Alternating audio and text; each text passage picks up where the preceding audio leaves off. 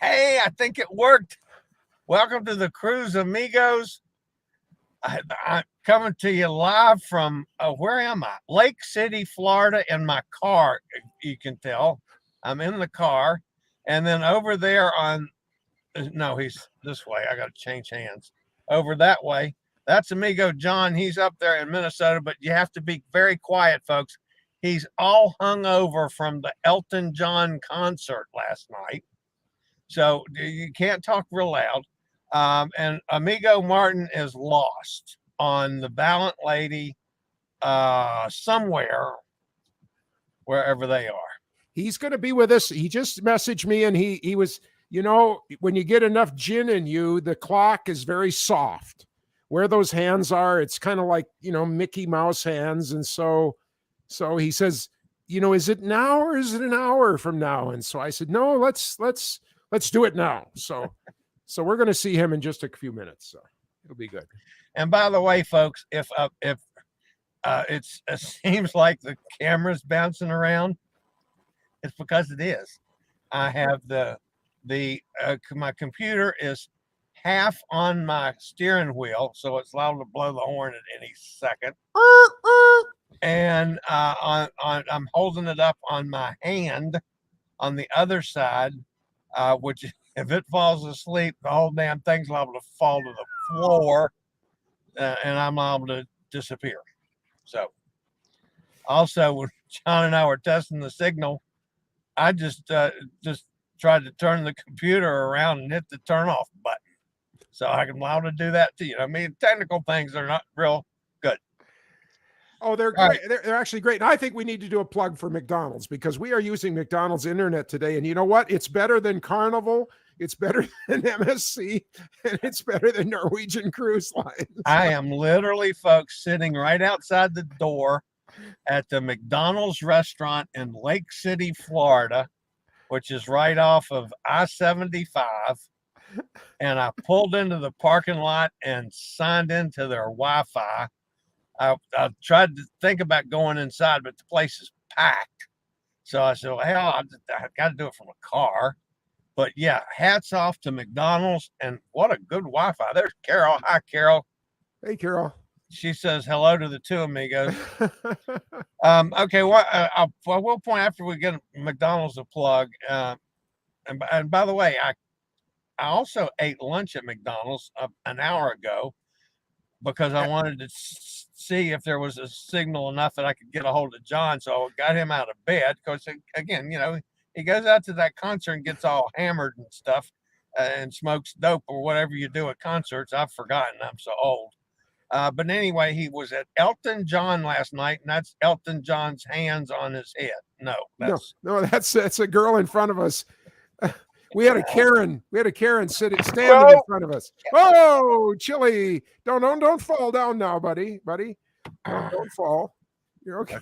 Let's see if I can tip the camera a little bit. There you go. Yeah. This is interesting. Now what's all this crap over here? I can't see anything on my screen.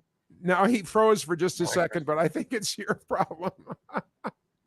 Oh, I love this. Anyway, let's find out while we're waiting for Martino, the Valentino of cruise ships, to join us here.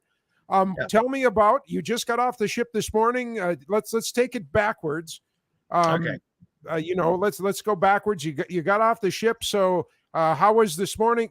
I know we're going to talk about the ADA stuff, but let's do that later. How was it breakfast this morning? And then let's go back. I know you had the big fancy dinner last night in the butcher block. I had the butcher block. I'm wondering more and more if that wasn't just a kind of a bribe.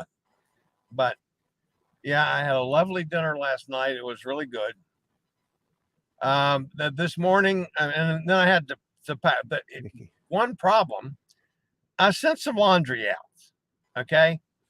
Because I had about 5 T-shirts and 2 bags added into my laundry that I didn't have when I started this cruise. I won't mention any names who caused that because it's Elizabeth. Yeah, don't mention Elizabeth. If she's No, the I'm not problem, going to say do that not she gave mention me all Elizabeth. kinds of Yeah. crap because Yeah. that's how I got started with this bamboo shirt. Matter of fact, I know you can't see it now, folks, but this is a bamboo shirt I have on. Okay. So you should stay away from pandas then. You should stay away Yeah, from panda bears. those suckers would be all over me. But Yeah, anyway, these yeah. bamboo shirts are nice. Yes. I have no idea what they cost. I haven't gotten that far yet. I got all some kind of research to do on them because I really like the shirts. But anyway, so I was already, my suitcase was overpacked to start with because I'm a crappy packer. I knew I was going to be gone for a month. I brought way too much stuff. Plus, I was dealing with cold weather, hot weather, cold weather, hot weather. So I had to pack lots of long pants and sweats, and so I wouldn't freeze my little tuchus off. So I sent some laundry out. So I didn't have to think about doing that this week. I'm going over to Galveston.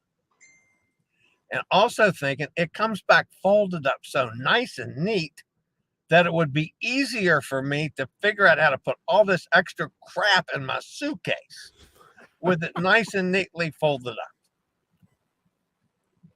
Okay, the crap all came back on hangers. So there I was last night in my room cussing. God,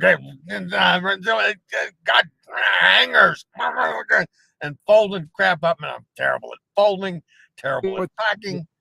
I got everything in somehow. Everything got loaded. So then I put my suitcase and the walker outside my room because I had arranged that I was going to take the scooter down to the place to meet the wheelchair. They were going to take the scooter back to the room, they said. And then I would have the wheelchair off. So all I had was my carry-on bag, which is all my computer stuff, and my oxygen unit. So I did that. They wheeled me down. There was a little bit of a delay getting all these people off, the walk-ons off. But anyway, so the guy pushed me down. Matter of fact, he had to get some help because he didn't realize what pushing a big fat man was like over some of those humps and bumps. Kaboom, kaboom. And he was a skinny little dude from India. So, but he learned. He also learned that you turn around and pull a big fat man over the bumps instead of trying to go forward over, but that's neither here nor there. So I get down to where they asked, do you have luggage to pick up? And I said, oh, yes, I do. Yes. Okay. So you need a porter. I said, well, yeah, I can't very well carry it. So, okay. Well, right up here, I have to hand you off to the port people. I'm going, oh, you know Phooey. what I said. Phooey. You said, phooey. oh, phooey. I said, oh, phooey. So my guy from the little Indian guy from the ship, he got me down as far as he could go, gave him his tip, and he goes back. He goes, Sabib, I'll see you when you're on a camel or something, whatever they say about India. And the port guy takes over, which is a nice guy, probably my age. I would guess a retiree, that's his little extra job, extra income. And he pushes me through, and we go, first we go to the customs area. And there was a line, rather long line. So this guard kind of person waves us over. And so the wheelchair guy that's pushing me pushes me over to the guy, and he says, do you have your passport? And of course, I got it around my neck, so I handed him the passport. He opened it up. He looked at it. He says, take your mask down. I took my mask down. He said, you're good. Go ahead. Boom. I was done. Through with customs. So that part was easy. We went and picked up my scooter. I mean, my walker and my suitcase. And the porter guy loaded all that on a cart thingy, and plus my carry-on. So the guy was just pushing me in the wheelchair, and the porter was wheeling the other stuff. Well, so I knew I'm going to tip 2 more people, that's normal. We got about 40 yards from where the shuttle was to pick me up, where the shuttle picks up people. And the guy says, "This is as far as I go." I said, "What?" He said, "This is as far as we're allowed to go." I said, "No, no, no, no, no. This is not as far as you're allowed to go. You take me to where the shuttle's going to pick me up. Curb service." "No, sir. This is as far as I go." I said, "Get somebody on the damn phone. I'm not getting out of this wheelchair." So I said, "Tough, pal. You're taking me to the curb. I can't walk. What part of disability don't you understand? Tell your boss that." So the guy says, "Well, I got to go find somebody." I said, "Go ahead. I'll sit right here. I'm not going anywhere." And the porter he's really bad mouthing. He says, "These damn fools, what the hell are they think they're doing?" Now, who's the porter work for? Who's he employed by? I think he's employed by the same people, the port people. Okay, all right. I would think. I mean, once you're past the MSC area, It's all the port. You're into the port people. Yeah. So anyway, we sat there about 5 minutes, and here the guy came by. He says, "I can't find anybody. I'm just taking you on. If I get in trouble, I get in trouble." I said, "Well, I'm sorry about that, but I mean, according to ADA regulations, I'm supposed to have curb to curb wheelchair service, not curb to some invisible line 40 yards away from where I've got to be." No, wait, not 40 yards. You said 40 rods a while ago. 40 yards. 40 yards. Okay. I'm guessing, I'm more than I could have walked. I would have had to breaking it into segments. Okay. So he took me out there, went and found a chair, pulled the chair, because of course my shuttle wasn't there. I'd already called them. Even the porter guy called them also to make sure that they were coming and where we were, so we could tell them exactly where we were.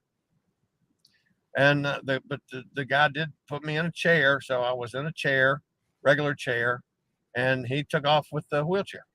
But I was at least where I needed to be. So, but yeah, these folks they haven't heard the last of me at Port Canaveral. I've sent a message through to my friend that's a ADA specialist. I've got MSC working on it. I'm going to contact on up the line with MSC. These people in Port Canaveral are going to change their policies. Yeah. Period. The end. Or we're going to end up in a lawsuit. So, I hate to be that way. I'm not a person that's ever sued anybody. But, I mean, let's face it. At embarkation, they tried to kill me 5 times. So, and we're going to try it again today. And so I said, no, ain't going to happen. So that's how my day went. How's yours, John? Well, my day is great. I'm recovering from the Elton John concert, which actually went really, really well. As far as we have 2 big concert venues here in the Red River Valley. One's the Alaris up in Grand Forks, which is an indoor football field, and one is the Fargo Dome. And a week ago, there was a snowstorm when a big country act was playing at the Alaris. Matter of fact, enough that it caused a 29-car pileup out on the interstate that goes right by the Alaris. And the stupid stick-up-his-butt country artist wouldn't allow the doors to be open until an hour before the show. Oh, wow. And because of that, thousands of people were standing outside in a snowstorm.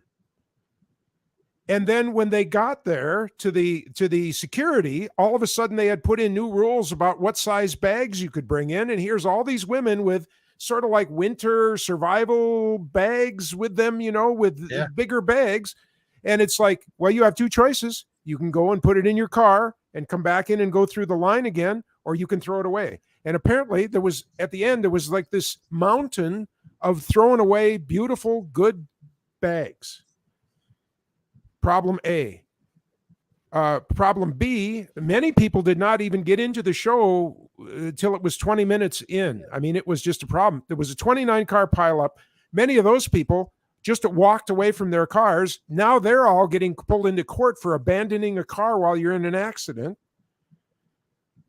It's like the most. So we're going down to Fargo now, 70 miles away. Equally, the Fargo Dome is an indoor football field. But I got to tell you, I mean, we pulled in an hour and a half before the show. We got a handicap spot right by the door. Just the last one probably, but we got one. Waited a half an hour. The doors were open. People were moving. We went and got in line. We were not in line 10 minutes. We were inside the place. I mean, they just handled the people extremely well. So that was just, just like you getting on the ships. I mean, it just went really smooth. I was so happy. And we were in the fourth row of the main floor. There was an orchestra pit in front of us, but we were in the fourth row, so it couldn't have been a better place. I mean, you could see the expressions on his face, like live, without looking on the video screens. And it was a phenomenal show, except for one small detail. The sound was beyond terrible. I mean, Yamaha pays him a lot of money to be a Yamaha piano player guy. That has gone since the 70s. And I'll tell you, the piano sounded like a $70 Casio clinky plinky, buy a kid something for Christmas. There was no bass guitar definition. It was just a rumble the whole time. And it was like, I'm sitting there going, and I, I mean, I'm a concert goer, whether it's Andre Rieu, a giant orchestra that comes from Europe, the Rolling Stones, you name Dolly Parton, Willie Nelson, Merle Haggard, Waylon Jennings, just tons and tons of acts. Even the Rolling Stones, who are known to kind of have dirty sound, had way clearer and cleaner sound than this band. So for $1,600 worth of tickets, 4 tickets, $1,600. I could have bought a $1,600 piano and had music and for the rest. Elton John would have given you a private concert. Yeah. So in that respect, I'm bummed about it, and I think I need to write a letter somewhere and just even to Yamaha and say, really, this is not because I don't know if you know, but you remember I worked for Yamaha in the 70s. I'm an old Yamaha, mule, and I mean, but the concert was phenomenal. Matter of fact, if you have, we're still waiting for Martin, but I just want to show you just a few seconds of him playing Saturday Night. It'll Be All Right. You know that song, right? Yeah. Go ahead. And let me just see if I can make this all happen here, pushing this button and that button. And I don't know if we're going to get sound or not. And it looks like we're not. But anyway, that's the big screen, and this is him going away. I got the wrong clip now. That's him going. That's the very, very ending as he goes. See him going up into the but now I don't know why I'm on this particular clip. I had a different clip picked for you guys. If the sound comes on, we're muted. Remember that? Yes, I do remember that. But I'm wondering why that was not the clip that I had selected. Let me just try and see if I can grab a piece of this clip. Here we go. Shrinking Martin, enlarging. And see, it's not playing the music, but there you can see there's Elton at the piano, and you're going to see different musicians here coming by. Yeah. It was just an outstanding showmanship kind of concert. It was lights, special effects, and of course, the guitar players. This guy's been with him for 40 years. The drummers have been with him for 52 years. They're a long-standing group of guys. Yeah, just unbelievable. So, I've seen. Oh, and now we lost. He got so excited, I think, that maybe he dropped his. Now he's off completely. So we're going to wait for him to come back, and while we're doing that, I guess we'll just show a little bit more of the Elton John concert, and we're waiting for Chillie to get back on there. He's got his there he is. Okay, so now I hit the button again. Damn. Anyway, from a sight point of view and from being in the audience, and I'm telling you, the audience was stoked. You know, this concert was scheduled for last summer, for July. It got dumped. It sold out in a few minutes in July. The concert was sold out last night, but the seats were not all filled.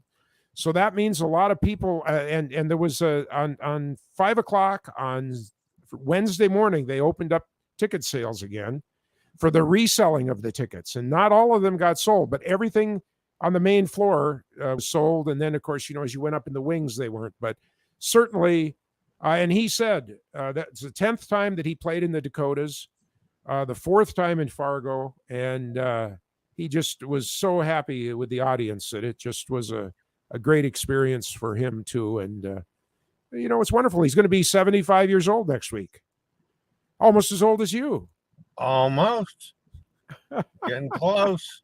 I'm telling you, this guy put on a 2.5-hour show nonstop, no break, never ended. It was 100% the whole time. So sweet. From that point of view. Now, since I was making all the usual claims that I make about you, yes, and what you did last night and how you feel today, yes, tell these fine folks what foreign substances entered your body.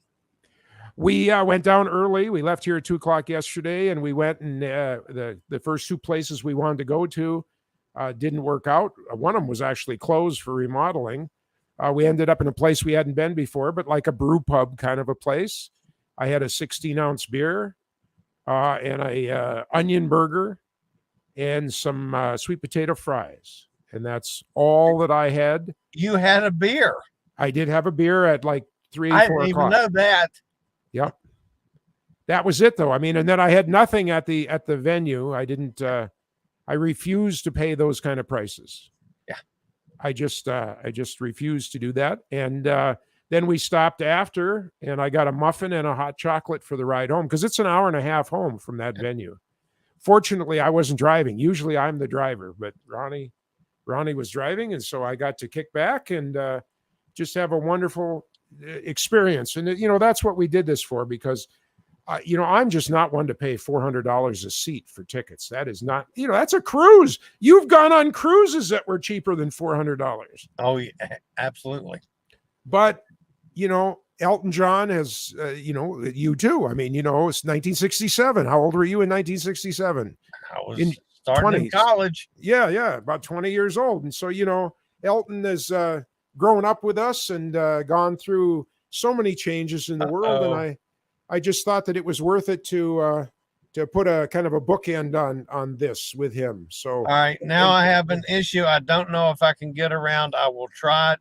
My computer is out of juice. Because I can't charge it in the car. So hold things down. I'll see if I can get back in via my phone. Okay. All righty. If I can't, hasta la vista, baby. I don't know what you're gonna do about Martin. Well, it's me and Ace then. You know, Ace and I we can do the show. Cool. Oh, there is Ace. Yeah, I've got a little glare on Ace's face, but okay. All right, let me dump this and see what I can do. All righty. Okay. I do have to pull this cable up and give you a little more room there. Well, Chillie, of course, has had you know, wonderful times. And for those of you that don't know, and I see Nikki and Carol are in the chat room, among others. But for those of you that don't know, he is actually driving. He drove down from where he lives to Port Canaveral, parked the car, went on his 2 back-to-back cruises, and now he is driving over to Galveston to get on another cruise. And so crazy and exciting times here for, you know, he's just not the cruising guy, but he really is out on the road and doing motels and you know, doing it. So when you run into people who are in their 70s and somewhat disabled, I mean, he cannot walk more than about 50 feet. We did get him a really good walker this year. He's got, it's made by the company called Drive, and he has got the heavy, the one for the heavy set guys. I do not. I have the regular weight walker, but his has even got little shock absorbers on the back wheels. And that makes all the difference in the world for him to have that walker with him. And they're really nice, folks. It's worth spending the $50 or so. And they've also really come down in price. The one that I bought, not the hefty model, when I bought it in 2015 or 16, was $350. And he paid way less than that for his hefty model. The hefty model back then was about $600. And now he paid less for the hefty model than I paid for the not hefty model. So I highly recommend it, folks. If you're having hip surgery or leg surgery or just having walking trouble.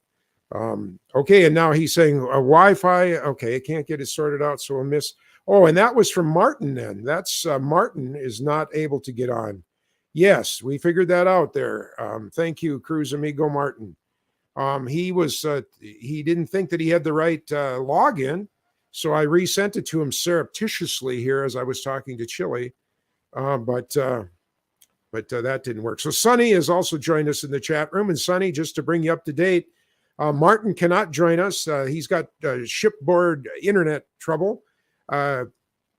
Chillie has been with us. He's at a McDonald's, and he's been doing good, but he was on too much with his laptop before the show. We've got to get him a car converter to make 110-volt power to keep his laptop up and going. So we're waiting for Chillie to come back, or we might end the show here in just a little while. But Chillie had a really good time in the Meraviglia. And last night, they treated him to the finest steak dinner there in their butcher block, I think it's called. The big fancy steakhouse on board for all the trouble that he had trying to get on the ship. And Port Canaveral has really let us all down in that way. And they haven't been that good to me when I've been there either, even though I'm mostly able. I just can't. My biggest problem is I cannot stand in line for a long, long time. Otherwise, I can move around pretty good. But I just can't do that snake line hour-long wait. I'm happy to stand aside and wait my turn. I'm not trying to bump the line in any way. Give me a ticket and call me when it's my turn, no problem. But I cannot be standing. And so that's always a problem for me. But, Norwegian Cruise Line particularly, but also Carnival, when Ronnie and I were on Carnival, did a great job. MSC did a wonderful job, but that was in Kiel. That was in Kiel, Germany, when we boarded and off-boarded in Kiel. They did a wonderful job. That was curb-to-curb service there without any question at all.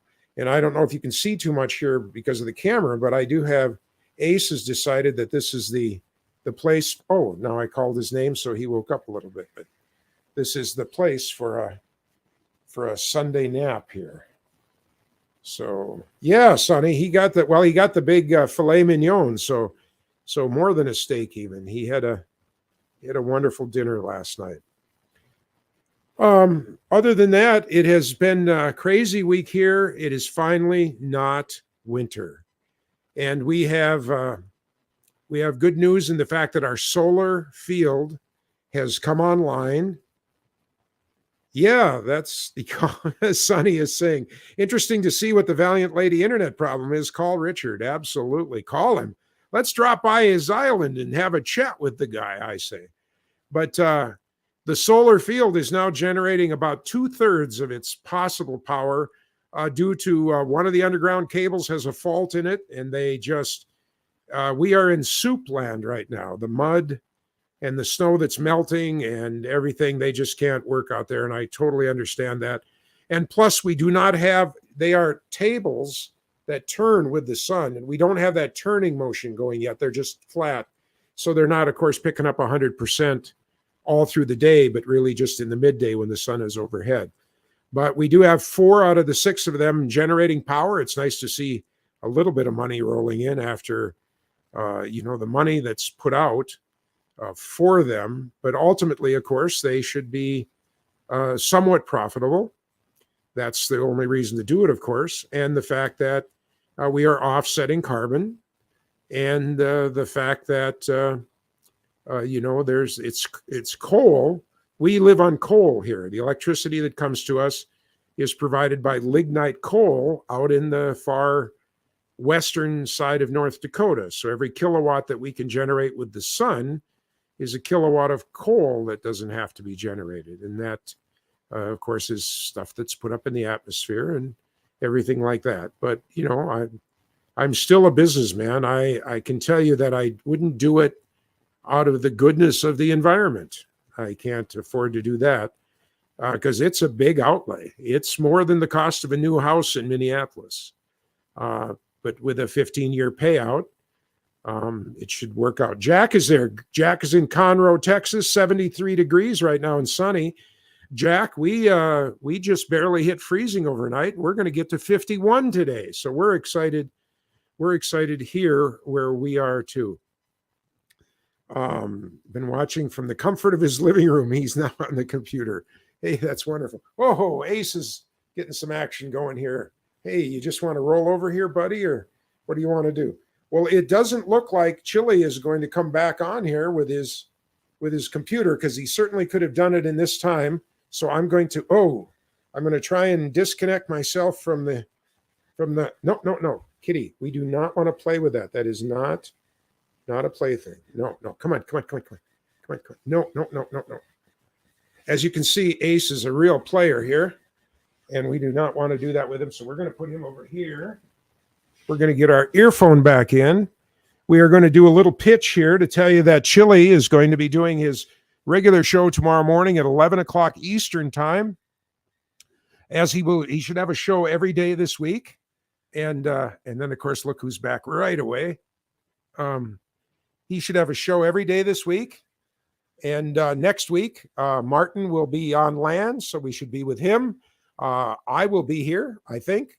I'm having my Norwegian cousins come over, and we are going to do some trading next week. They're exchanging.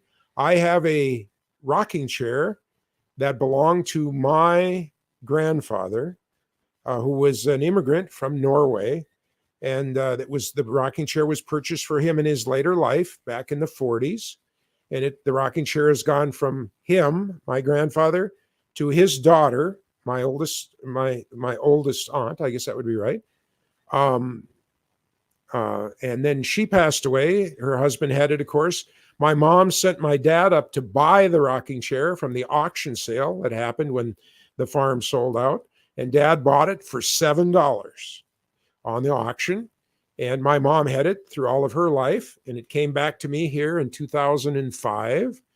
And so I have had it. And now it is going to my cousin's wife on my mother's side of the family. So it's a lateral transfer, but she will then be giving it to her daughter, Janelle, who is going to give it to her son, who is newly married. And soon they will be having a child. So I think if you count up the generations, it's going to be 7 generations that chair is going to have rocked of the Mickeljord family. That's that line on my mother's side is called the Mickeljord. And that's not actually their surname for history. The surname is Olson. But when Grandpa Olson got to Staten Island, everybody around him, come on, Kitty, not the earplug. Everybody around him was named Ole Olson. This is a true story. There was just, Olson, very popular name in Germany, the most popular, and you would name your son Ole, and because then your next generation would be Olsons. And he got there, and everybody around him was named Ole Olson, as was he. And so he took the name, because you could change your name right there. When you got to Staten Island, they said, "What's your name?" That became your new American name. And he took the name of the historic farm that our family had in Norway, which was Mickeljord, Mykleljord, Mickeljord. And so he became Ole Mickeljord. So any Mickeljords that you find in the world, of which there is a heart doctor in Wisconsin, and there is missionaries that were in Africa, and there's just folks kind of spread all over now. But all of them came from that one Mickeljord moment back there when Grandpa decided to change his name at Staten Island back when he came across. So that's going to be our show for today. We thank you very much for listening. And we got to talk to Chillie at a McDonald's. We didn't get a chance to get on the Valiant Lady, and I'm surprised about that, but we'll figure out what that is. We look forward to talking to you all sometime soon. I'll probably join Chillie on one of his weekly shows here just to do a follow-up with him and see what else is happening. But understand, he is driving across the country, going to Galveston, and going to do the same thing there as he gets on a ship out of Galveston here real soon. Have a great day, everybody. Happy spring, happy solstice. It is a full moon as of 2:30 this morning, and that also is the equinox here today. 12 hours of daylight, 12 hours of nighttime. And so that's where we are. Now, I do have a message coming in from Chillie. Let me see if he says he can't get back in. Yes, something about security, Martin. So finish up. We'll talk later. That's what we're going to do, folks. So we'll see you all real soon. Have a great day.